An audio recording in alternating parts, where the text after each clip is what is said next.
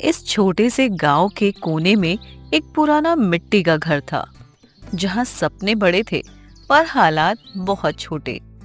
आज घर में सिर्फ एक मुट्ठी चावल बचा था और 4 भूखे पेट। अरे सुनो, आज बस इतना ही खाना है, सब थोड़ा थोड़ा बांट लेना। हर रोज यही सुनने को मिलता है माँ। कब तक ऐसे चलेगा? कब तक हम अधूरे पेट सोएंगे? दीदी सही कह रही हैं। स्कूल में सब हमारा मजाक उड़ाते हैं, कहते हैं गरीबों के सपने भी गरीब होते हैं। पर दीदी, सपने पैसों से थोड़ी ना होते हैं। हम मेहनत करेंगे ना तो सब ठीक हो जाएगा। मेहनत? माँ दिन भर लोगों के घर काम करती है, फिर भी देखो हमारी हालत। शिकायत मत करो बेटा, भगवान सब देखते हैं। शायद वो हमें किसी बड़ी खुशी के लिए परख रहे हैं। अगर भगवान देखते तो हमें इतना दुख क्यों देते हैं? माँ ठीक कह रही हैं। हमें एक दूसरे का साथ है ना, यही सबसे बड़ा धन है। लेकिन पेट की आग साथ से नहीं बुझती रानी, खाली बर्तन की आवाज भी तो सुनाई देती है। माँ, क्या कभी हमारा भी पक्का घर होगा? क्या हम भी नए कपड़े पहन पाएंगे? होगा बेटा, जरूर होगा। मेहनत और सच्चाई कभी खाली नहीं जाती, बस धैर्य रखो। देखना दीदी, एक दिन हम सब मिलकर माँ को आराम देंगे। उन्हें अब दूसरों के घर काम नहीं करना पड़ेगा। काश ऐसा हो जाए। मैं भी चाहती हूँ कि माँ खुश रहें। घर में सन्नाटा छा गया, पर उस सन्नाटे में भी छोटी बहन की बात में उम्मीद की हल्की सी रोशनी थी। गरीबी ने उनके कपड़े छीन लिए थे, पर अभी तक उनकी इंसानियत भरा दिल नहीं छीन पाई थी।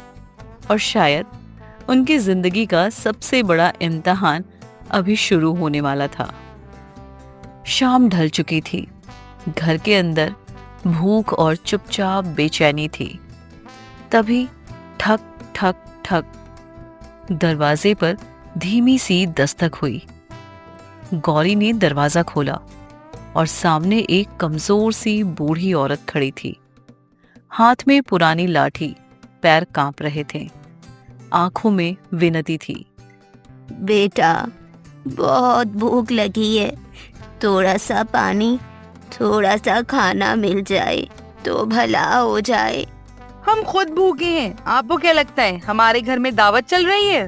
दीदी, देखने में तो बेचारी लग रही है, पर हमारे पास है ही क्या? जो भी हो बेटा, आधी रोटी भी चलेगी।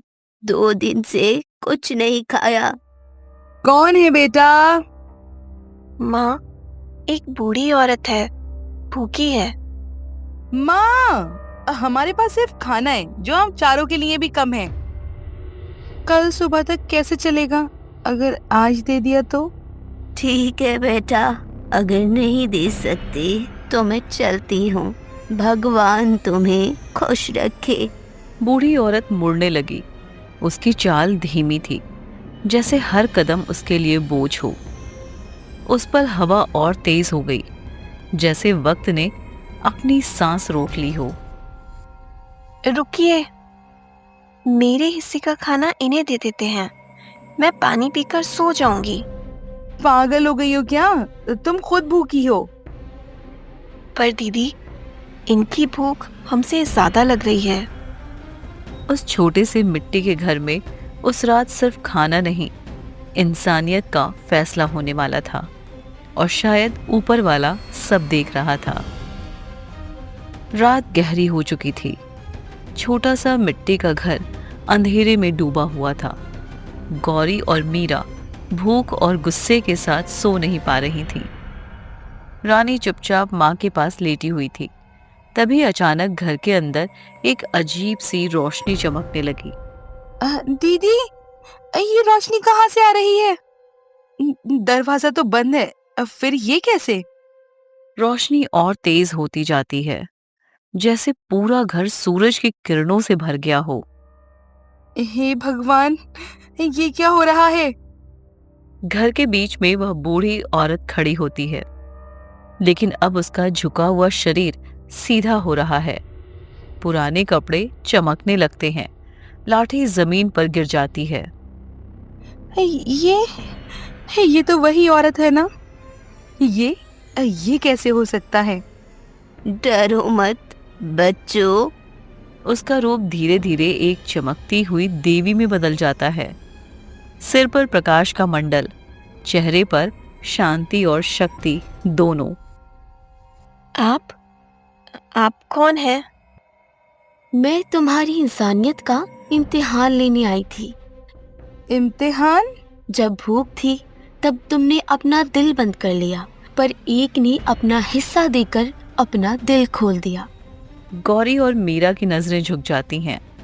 उनका चेहरा पछतावे से भर जाता है। हमें माफ कर दीजिए, हमने सिर्फ अपनी भूख देखी। माँ कहती है भगवान सब देखते हैं।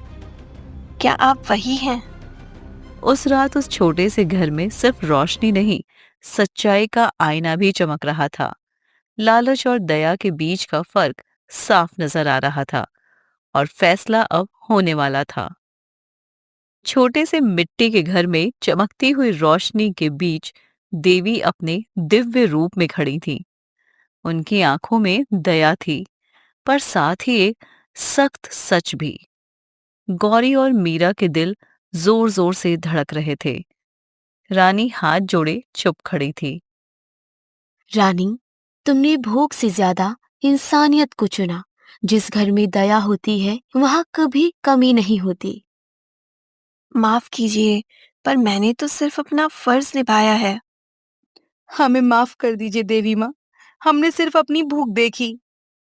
हमें लगा अगर दे दिया तो हम और गरीब हो जाएंगे। याद रखो, जो बांटता है वही सच्चा धनवान होता है।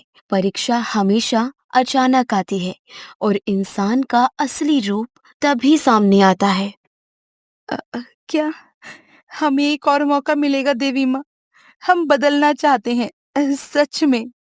गलती करना पाप नहीं, पर गलती को ना समझना सबसे बड़ा दोष है। अगर तुम्हारे दिल में सच्चा पश्चाताप है तो आज से तुम्हारा नया जीवन शुरू होगा। रानी, तू हमसे छोटी होकर भी इतनी बड़ी कैसे निकली? दीदी, माँ ने ही तो सिखाया है कि भूखे को कभी खाली हाथ मत लौटाना। मैं बस वही याद रख पाई। देवी माँ, मेरी बेटियों को सही रास्ता दिखाइए, उनके दिल में स्वार्थ मिटा दीजिए। तुम्हारी परवरिश सच्ची है माँ, बस समय ने इन्हें परखा था। अब देखो, दया का प्रकाश तुम्हारे घर को भर देगा। देवी अपना हाथ उठाती हैं। घर में हल्की सी हवा चलती है और रोशनी धीरे धीरे आसमान की तरफ उठने लगती है। सुबह होने दो, तुम्हें तुम्हारी दया का फल मिलेगा। अगले ही पल सब शांत हो जाता है, जैसे कुछ हुआ ही ना हो। सुबह की पहली किरण के साथ ही चमत्कार नजर आया।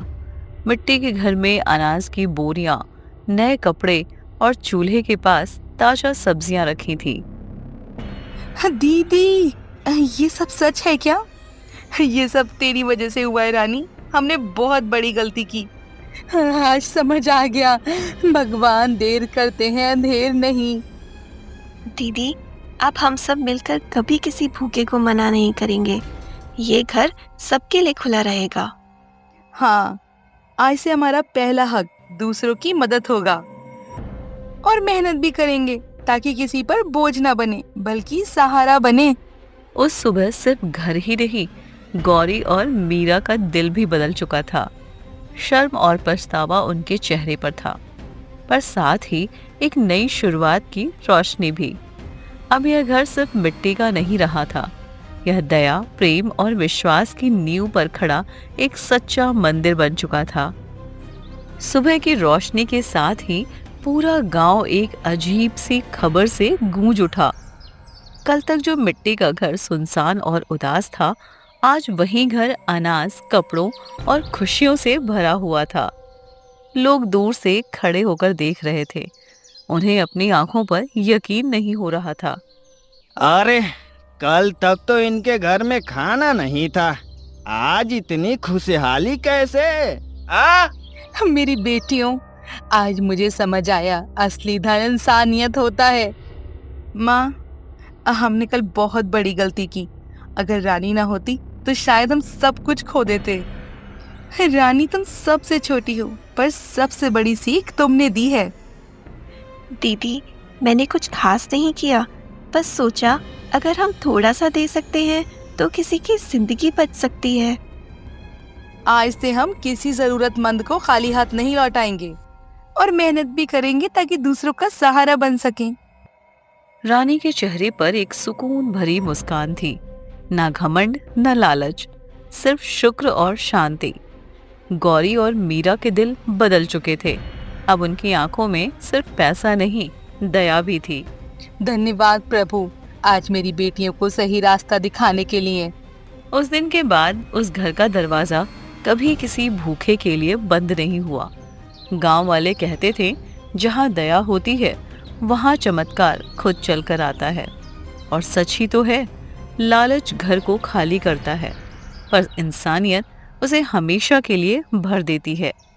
उस छोटे से घर की कहानी अब पूरे गांव के लिए एक मिसाल बन चुकी थी। एक ऐसी मिसाल जो पीढ़ियों तक सुनाई जाती रही।